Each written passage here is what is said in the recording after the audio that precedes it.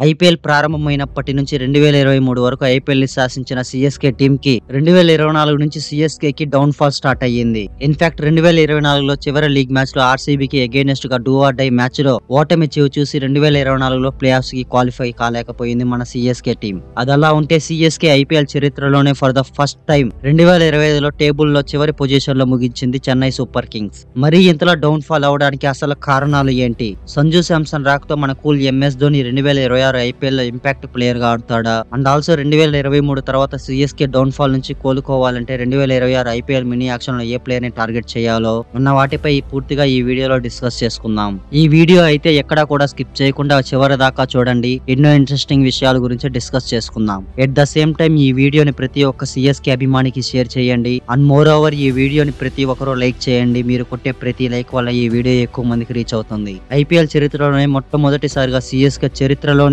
టేబుల్లో చివరి పొజిషన్ లో ముగించింది. 2025 ఐపీఎల్ లో సిఎస్కే మరీ ఇంత డౌన్ ఫాల్ అవడానికి ముఖ్య కారణాలు ఇవే. 2025లో సిఎస్కే టీం పవర్ ప్లే లో అయితే అంత మంచిగా రాణించలేకపోయారు. అండ్ ఆల్సో డెత్ ఓవర్ లో ఎక్కువ పరుగులు ఇవ్వడం చూసాం. పవర్ ప్లే లో అంత మంచి ప్రారంభం రాకపోవడంతో తర్వాత బ్యాటర్లు కూడా అంతగా రాణించలేకపోయారు. సో అందుకని సిఎస్కే చరిత్రలోనే టేబుల్లో చివరన ముగించింది ఈ సంవత్సరం. బట్ ఎనీవే 2026లో మంచి కంబ్యాక్ ఇవ్వాలని సిఎస్కే అయితే ఐపీఎల్ చరిత్రలోనే one of the biggest trade Rajasthan Royals తో డీల్ చేసింది. మనందరికీ తెలిసింది ఐపీఎల్ హిస్టరీలోనే one of the most successful captain అయిన ఎంఎస్ ధోనికి ఏజ్ అనేది ఎక్కువని తెలుసు. ఎంత ఏజ్ వచ్చినా ఒకానొక సమయంలో సిఎస్కే ని ఎంఎస్ ధోని వీడాల్సి వస్తుంది. సో అందుకని సిఎస్కే ఫ్యూచర్ కోసం ఆలోచించి చాలా పెద్ద నిర్ణయం తీసుకొని 2026 ఐపీఎల్ ఆక్షన్ కన్నా ముందే రాజస్థాన్ రాయల్స్ తో చాలా పెద్ద ట్రేడ్ కి దిగింది. ఈ ట్రేడింగ్ లో అసలు ఏం జరిగిందో మనందరికీ తెలిసిందే. మళ్ళీ దానిని స్పెషల్ గా మాట్లాడుకోవాల్సిన అవసరం లేదు. బట్ మాట్లాడుకోవాలి కాబట్టి మాట్లాడుకుందాం. సిఎస్కే ఫ్యూచర్ ని దృష్టిలో పెట్టుకుని సిఎస్కే కి ఎన్నో సంవత్సరాలుగా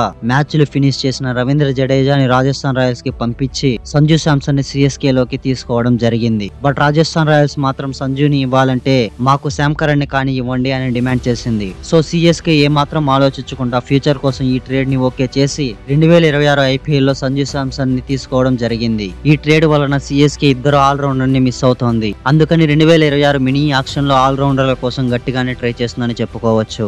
బట్ ఎనీవే సిఎస్కే 2026లో ఏ ప్లేయర్ ని టార్గెట్ చేయాలో డిస్కస్ చేసుకునే ముందు 2026లో సిఎస్కే రిలీజ్ చేసిన ప్లేయర్స్ ఎవరో ఒక్కసారి చూద్దాం. Rahul Tripathi, Vansh Bedi, Andre Siddharth, Devon Conway, Ravindra Jadeja, Sam Curran, Deepak Hooda, Vijay Shankar, Shaik Rasheed, Kamlesh Nagarkoti, Matheesha Pathirana వీళ్ళని వదిలేసిన తర్వాత సిఎస్కే దగ్గర 43.40 కోట్ల పర్స్ అయితే ఉంది. ఇన్ఫాక్ట్ ఈ మినీ యాక్షన్ లో సెకండ్ హైయెస్ట్ పర్స్ కలిగి ఉన్న టీం అని చెప్పుకోవచ్చు. సిఎస్కే దగ్గర ప్రస్తుతం ఉన్న టీమ్ తో ఒక ప్రాపర్ ప్లేయింగ్ లెవెన్ ని సెట్ చేసి ఈ మినీ యాక్షన్ లో ఏ ప్లేయర్ ని టార్గెట్ చేయాలో మాట్లాడుకుందాం. ఓపెనింగ్ లో ఆయుష్ మాత్రే, సంజు శాంసన్. నంబర్ 3 లో Ruturaj Gaikwad as a captain గా ఉంటాడు. నంబర్ 4 ని ప్రస్తుతానికి ఖాళీ పెడదాం. నంబర్ 5 లో డివాల్డ్ బ్రేవిస్. నంబర్ 6 లో శివం దుబే. నంబర్ 7 లో ధోని. నంబర్ 8 ని కూడా ప్రస్తుతానికి ఖాళీ పెడదాం. నంబర్ 9 లో ఖలీల్ అహ్మద్. నంబర్ 10 లో నూర్ అహ్మద్. నంబర్ 11 ని కూడా ప్రస్తుతానికి ఖాళీ పెడదాం. ఇంపాక్ట్ ప్లేయర్ గా ఉర్విల్ పటేల్. 2026 ఐపీఎల్ లో సిఎస్కే ప్రాబబుల్ ప్లేయింగ్ లెవెన్ ఎలా ఉందనుకుంటే నంబర్ 4 లో, నంబర్ 8 లో, నంబర్ 11 లో అయితే ఖచ్చితంగా సిఎస్కే కి అవసరం.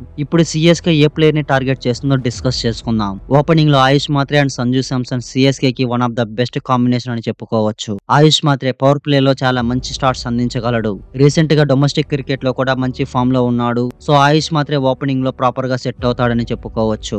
ఆయుష్ మాత్రేకి తోడుగా మరో ఓపెనర్ గా సంజు శాంసన్ అయితే చాలా బాగుంటుంది. T20లో ఎంతో ఎక్స్పీరియన్స్ ఉంది. And also Sanju Samson international match లో ఓపెనింగ్ లోనే సెంచరీలు చేస్తున్నాడు కాబట్టి సిఎస్కే కి పవర్ ప్లే లో అద్భుతమైన స్టార్ట్స్ అందాలంటే ఆయుష్ మాత్రే అండ్ సంజు శాంసన్ ప్రాపర్ జోడీ అని చెప్పుకోవచ్చు. నంబర్ 3 లో రుతురాజ్ గైక్వాడ్. మనందరికీ తెలిసిందే రుతురాజ్ గైక్వాడ్ ఎలాంటి బ్యాట్స్మెన్ అని. ఓపెనర్ లో వికెట్ పడగానే వచ్చి మంచి పార్ట్నర్షిప్ బిల్డ్ చేయగల క్యాపబిలిటీ ఉన్న ప్లేయర్ అని చెప్పుకోవచ్చు. మరోసారి రుతురాజ్ గైక్వాడ్ నంబర్ 3 లో వస్తాడు. అండ్ ఆల్సో సిఎస్కే కెప్టెన్ గా కూడా గైక్వాడ్ ఉంటాడు. నంబర్ 4 లో చూసుకుంటే ఒక ప్రాపర్ మిడిల్ ఆర్డర్ బ్యాట్స్మెన్ అయితే సిఎస్కే కి చాలా అవసరం. దీనికోసం కెమెరాన్ గ్రీన్ ని టార్గెట్ చేసే అవకాశాలు ఎక్కువగా ఉంటాయి. ఎందుకంటే కెమెరాన్ గ్రీన్ ఒక solid middle order batsmen and also bowling కూడా చేయగలడు. సిఎస్కే నంబర్ 7 వరకు బ్యాటింగ్ చాలు అనుకుంటే ఖచ్చితంగా కెమెరాన్ గ్రీన్ కోసం గట్టిగానే ప్రయత్నిస్తుంది. ఎందుకంటే 2025లో సిఎస్కే అంత దారుణంగా ఆడడానికి కారణాలు బౌలింగ్ కూడా ఒక కారణం కాబట్టి ఒక ప్రాపర్ ఎక్స్ట్రా ఇండియన్ స్పిన్నర్ కోసం వెళ్లి నంబర్ 4 లో ఒక proper powerful middle order batter కోసం ప్రయత్నిస్తే టీం ఇంకా స్ట్రాంగ్ అవుతుంది. అందుకని కెమెరాన్ గ్రీన్ కోసం గట్టిగానే ప్రయత్నిస్తోంది. నంబర్ 5 లో డివాల్డ్ బ్రేవిస్. 2025 ఐపీఎల్ లో చాలా మంచిగా పర్ఫార్మెన్స్ చేశాడు. అండ్ ఆల్సో డివాల్డ్ బ్రేవిస్ ఎట్లాంటి ప్లేయరో మనందరికీ తెలిసిందే. ప్రతి బాల్ ని పవర్ హిట్టింగ్ చేయాలనే ఉద్దేశంలో ఉంటాడు. సో నంబర్ 5 లో డివాల్డ్ బ్రేవిస్ అయితే కరెక్ట్ గా ఉంటుందని చెప్పుకోవచ్చు. నంబర్ 6 లో శివం దుబే కూడా ఒక ప్రాపర్ ఫినిషింగ్ చేయగలడు అండ్ ఆల్సో బౌలింగ్ కూడా చేయగలడు కాబట్టి నంబర్ 6 లో శివం దుబే ఉంటే కరెక్ట్ గా ఉంటుందని చెప్పుకోవచ్చు.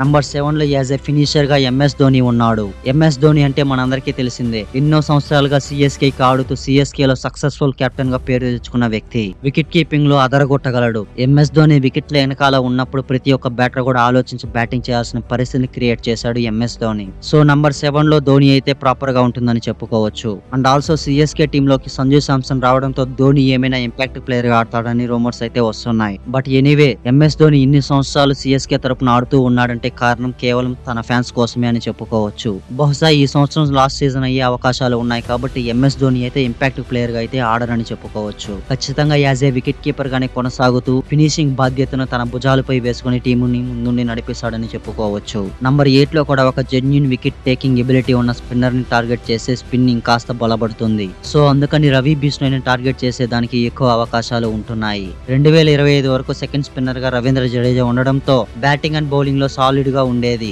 కానీ ఇప్పుడు ఒక ప్రాపర్ స్పిన్నర్ ఉండడంతో ఖచ్చితంగా సిఎస్కే మరొక స్పిన్నర్ కోసం వెళ్లాల్సిన పరిస్థితి ఉంది. అందుకని సిఎస్కే అయితే రవి బిష్ణోయ్ కోసం గట్టిగానే ప్రయత్నిస్తుంది. ఇక నంబర్ 9 నంబర్ 10 లో చూసుకుంటే ఖలీల్ అహ్మద్ అండ్ నూర్ అహ్మద్ వీళ్ళిద్దరూ కూడా సిఎస్కే కి లాస్ట్ ఐపీఎల్ లో చాలా బాగా పర్ఫార్మెన్స్ చేశారు. సో వీళ్ళిద్దరూ కూడా సెట్ అయ్యారని చెప్పుకోవచ్చు. ఇక నంబర్ 11 లో చూసుకుంటే ఖచ్చితంగా డెత్ ఓవర్ స్పెషలిస్ట్ అయితే సిఎస్కే కి అవసరం. ఇన్ఫాక్ట్ 2025 ఐపీఎల్ వరకు పతిరానా ఉండేవాడు. సో ఈ సంవత్సరం పతిరానాని రిలీజ్ చేయడంతో నంబర్ 11 లో అయితే ఒక ప్రాపర్ పేసర్ అయితే అవసరం. ఈ స్లాట్ కోసం అయితే పతిరానాని మళ్ళీ బైబ్యాక్ చేయాలని సిఎస్కే ఆలోచిస్తుంది. బట్ ఒకవేళ సిఎస్కే పతిరానా వద్దు అనుకుంటే మాత్రం ఖచ్చితంగా గిరాల్డ్ కోహ్లీని టార్గెట్ చేయాలని చెప్పుకోవచ్చు. గిరాల్డ్ కోహ్లీ మంచి పేస్ జనరేట్ చేస్తూ డెత్ ఓవర్ లో బాగా పర్ఫార్మెన్స్ చేయగల ప్లేయర్. సో అందుకని నంబర్ 11 కోసం ఖచ్చితంగా గిరాల్డ్ కోహ్లీని ట్రై చేయాల్సిన అవసరం అయితే సిఎస్కే కి ఉంది. ఓవరాల్ గా సిఎస్కే ఈ సంవత్సరం టార్గెట్ చేసే ప్లేయర్స్ ని చూసుకున్నట్లయితే కెమెరాన్ గ్రీన్, రవి బిష్ణోయ్, పతిరానా లేదంటే గిరాల్డ్ కోహ్లీ. బ్యాకప్ ప్లేయర్స్ ని ఎవరెవరిని టార్గెట్ చేసే అవకాశం ఉందో చూసుకున్నట్లయితే